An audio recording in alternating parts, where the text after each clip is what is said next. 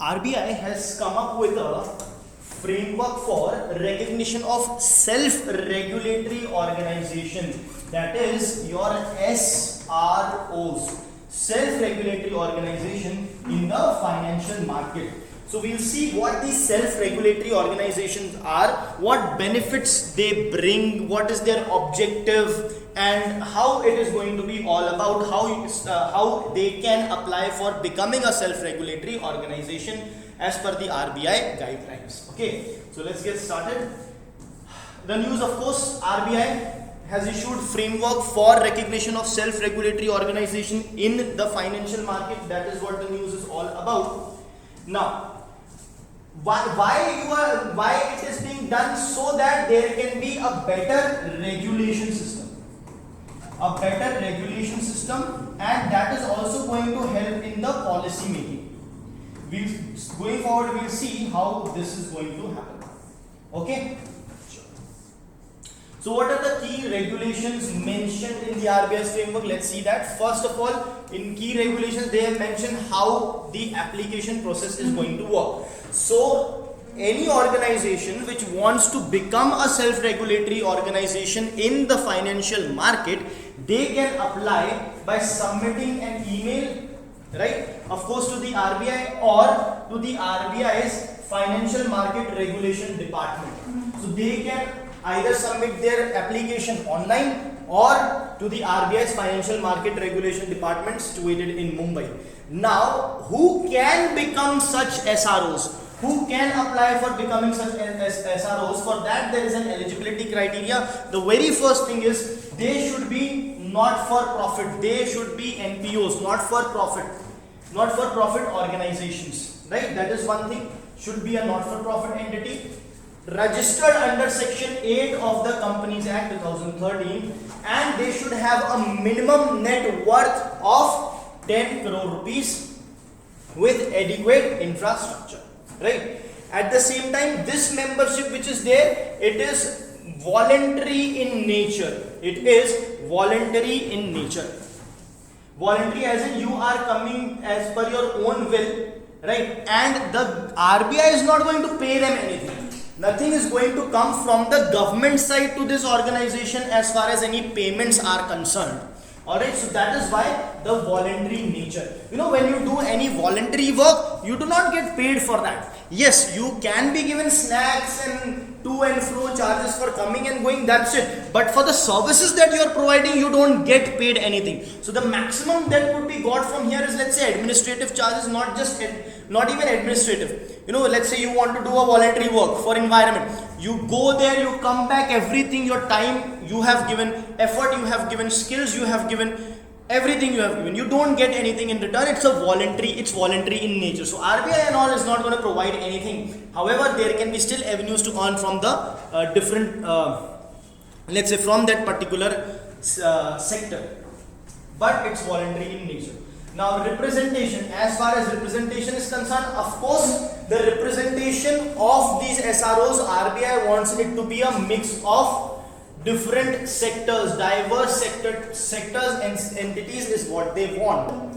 If presently they do not represent diverse sectors, then there can be a 2-year roadmap which they can provide to tell RBI how in 2 years they would consist of diverse mix of different sectors. Okay, so it should not be a homogeneous organization having just one sector. It should rather be a diverse mix. If there is no diverse mix at present, the organization, the NPO, the non-profit organization which is applying for SRO can give a 2-year roadmap showcasing how they can have a diverse mix. As far as directors are concerned, directors should be such that they do not have any past conviction for offences including economic crimes, and these directors must be competent, fair and reputable directors. So competent, fair, and reputable is quite subjective. You can say one objective thing which RBI has given here is no past convictions for offences including economic crimes. ठीक है. Apart from this, RBI also says that from the time to time it can come up with different set of guidelines, addition, subtraction, modification of these guidelines from time to time in public interest. Right. Now, self-regulatory organizations are what? Basically what happens is, let's say there is a particular sector. Let's start for banking. Let's forget that for time being that RBI exists. Let's say we go back to history. And let's say, or right now only, let's forget RBI exists. Let's just think only banks exist. Now when banks exist, they know that they need regulating, because if not, there might be certain issues they may not be aware of, and all of a sudden they may face that issue and may be caught off guard. So they may want themselves to be regulated. Now they themselves can regulate themselves, but that is a problem. There is a conflict of interest. For example, if I open my own business and I want to audit my own business, I want to see how my business is doing, I giving feedback to my own self is good, I can do that. But I may be biased, I might be too close to the information. There would be conflict of interest. So I can have someone else do that for me. So for that I can hire a third party to do that. Now if I alone hire a single third party for my regulatory things, it would be costly. You know, let's say I put them on retainer monthly payment if I am giving. Instead, if 10 banks come together to hire a regulator or an organization which acts as a regulator, it will be cheaper for them. They would be regulated properly. It's not you regulating your own self. It's a completely different person altogether. So there is no conflict of interest also. So whenever a market, a sector, companies or banks in a particular sector come together and identify someone to regulate them, supervise them, right? And they can be, this regulator can be a part of the same market also, right? But not doing the exact same thing. A big bank can regulate small banks, that is also correct. Or a completely separate entity, in this case non-profit organization, can regulate the financial market, right? So what is happening? This market is regulating its own self. Why is it regulating its own self? Because there is no official legal regulator which has a legal statutory backing.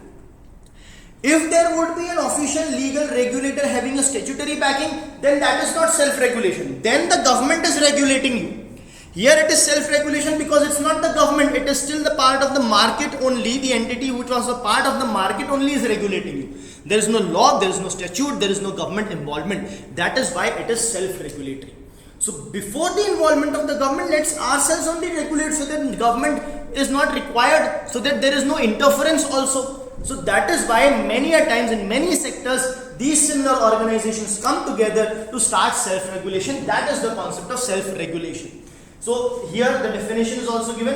SROs are what? Entities that are created by industries themselves. Here we took an example of banking industry. It can be any other industry. Created by the industries themselves for what? To regulate and oversee the conduct of their transaction, their businesses, their members, etc.